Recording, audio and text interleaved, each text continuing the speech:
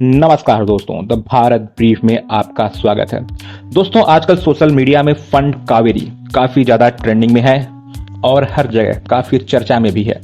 तो आइए जानते हैं क्या है भारत का कावेरी प्रोजेक्ट और इस समय इतनी चर्चा में क्यों है। तब तक आप वीडियो को लाइक करें और चैनल को सब्सक्राइब कर दें। दोस्तों, इंडिया का फाइटर जेट तेजस तो बन गया, पर क्या आपको पता है कि उसके लिए इंडिजिनस इंजन कावेरी 1990 से डेवलप हो रहा है, लेकिन आज तक पूरा नहीं हो सका। ये एक ऐसा मिशन है जिसका मकसद था भारत को फाइटर जेट इंजन में आत्मनिर्भर बनाना, लेकिन 30 सालों बाद भी ये प्रोजेक्ट एक सफर बन के रह गया। From dream to delay. इस वीडियो में हम बात करेंगे कावेरी इंजन प्रोजेक्ट के बारे में, इसके इतिहास और आज के सिचुएशन और क्यों ये सपना अधूरा रह गया।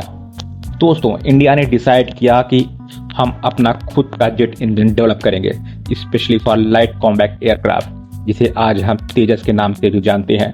प्रोजेक्ट को लीड दिया गया gas turbine research establishment GTRE, जो DRDO का एक हिस्सा है, और कावेरी इंजन बनाया जा रहा था एक इंडिजिनस टर्बोफैन इंजन के रूप में, जो करीब 80 से 90 किलो न्यूटन के थ्रस्ट को जनरेट कर सके।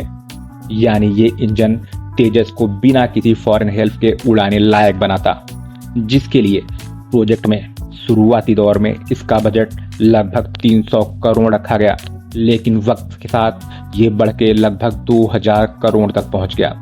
लेकिन प्रॉब्लम यहाँ पे खत्म नहीं हुई।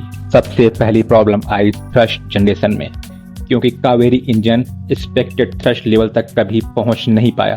इस इंजन ने मैक्सिमम 76 से 78 किलो न्यूटन तक थ्रस्ट दिया, जो तेजस के लिए काफी नहीं था। और ये इंजन इतना हैवी था जिसकी वजह फाइटर जेट के मैनोरेबिलिटी और स्पीड पे असर पड़ता। भले ही हम कावेरी इंजन इंडिजिनस डेवलप कर रहे थे, लेकिन हमारी फॉरेन डिपेंडेंसी कम नहीं हुई थी, क्योंकि हाई इन मटेरियल और कंपोनेंट्स के लिए हम अभी भी फॉरेन सप्लायर पे ही डिपेंडेंट थे।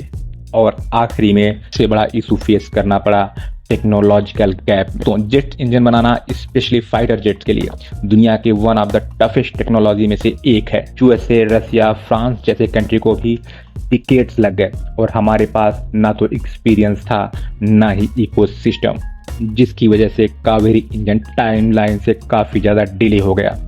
जिसके बाद हमने तेजस LCA के लिए इम्पोर्टेड इंजन यूज करने का फैसला किया, और सबसे पहले हमने यूज किया जनरल इलेक्ट्रिक का F404 इंजन, जो आज भी तेजस मार्क 1 और मार्क 1A वर्जन में यूज हो रहा है।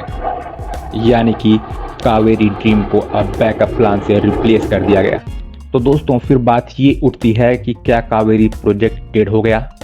तो इसका आंसर है नो, क्योंकि कावेरी प्रोजेक्ट टेक्निकली कैंसिल नहीं हुआ है, बल्कि रिस्ट्रक्चर किया गया है। क्योंकि अब GTRE ने कावेरी को नॉन आफ्टर बर्निंग वर्जन में टेस्ट करना शुरू कर दिया है, जो कि यूज हो रहे हैं ड्रोन्स, UAVs और क्रूज मिसाइल में।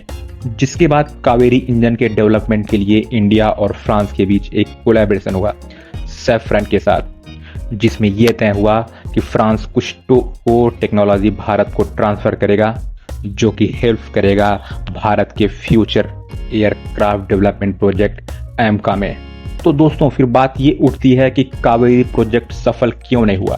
तो उसके कुछ कारण हैं, जैसे over ambition with low experience. मतलब हमने बिना किसी प्रायर जेट इंजन डेवलपमेंट के एक फाइटर जेट ग्रेड का इंजन डेवलप करने का सोचा, जो कि अनरियलिस्टिक था। दूसरा, lack of private sector involvement. पूरे प्रोजेक्ट में ज़्यादातर काम GTRE और DRDO ने किया। इंडस्ट्री कोलैबोरेशन और फॉरेन कंसल्टेंसी बहुत ही लिमिटेड रखी। दोस्तों, समय के साथ रिक्वायरमेंट भी चेंज होती रही, जैसे LCA तेजस के डिज़ाइन और वेट को मल्टीपल बार चेंज किया गया, जिसकी वजह से इंजन का स्पेसिफिकेशन और भी फ्रिक्वेंटली एडजस्ट करना पड़ता था। और सबसे बड़ा इशू, फंडिंग डिले और ब्यूरोक्रेटिक कंट्रोल। आपको पता ही होगा दोस्तों, भारत के डिफेंस प्रोजेक्ट में जो कि एक कॉमन प्रॉब्लम है, पेपर वर्क और अप्रूवल का डिले। यहाँ भी यही देखने को मिला, जिसकी वजह से कावेरी प्रोजेक्ट समय के साथ पीछे होता रहा। लेकिन दोस्तों, आज कावेरी प्रोजेक्ट चाहे फाइटर जेट के इंजन ना बना पाया हो, लेकिन इसने इंडिया को एरोनॉटिक रिसर्च एंड डेवलपमेंट का वैल्यूएबल अनुभव करा दिया। इंडिया का गोल है 2035 तक एक 100% indigenous 110 kilo Newton class engine develop करना जो कि एम का फाइटर जेट में यूज हो सके के लिए HAL, GTRE और प्राइवेट कंपनी ज्वाइंटली काम कर रही हैं। फॉरेन टेक टाइज अब भी एक्सप्लोर हो रहे हैं, स्पेशली फ्रांस, UK और USA के साथ। दोस्तों, कावेरी इंजन एक एग्जाम्पल है एक ऐसे सपने का जो अपने समय से आगे था और जिसको पूरा करने में वक्त लग रहा है। लेकिन जब हम DRDO और GTRE के फेलियर की बात करते हैं तो उनके योगदान को भी समझना बहुत ज़रूरी है, क्योंकि हर असफलता एक सीख बनती है।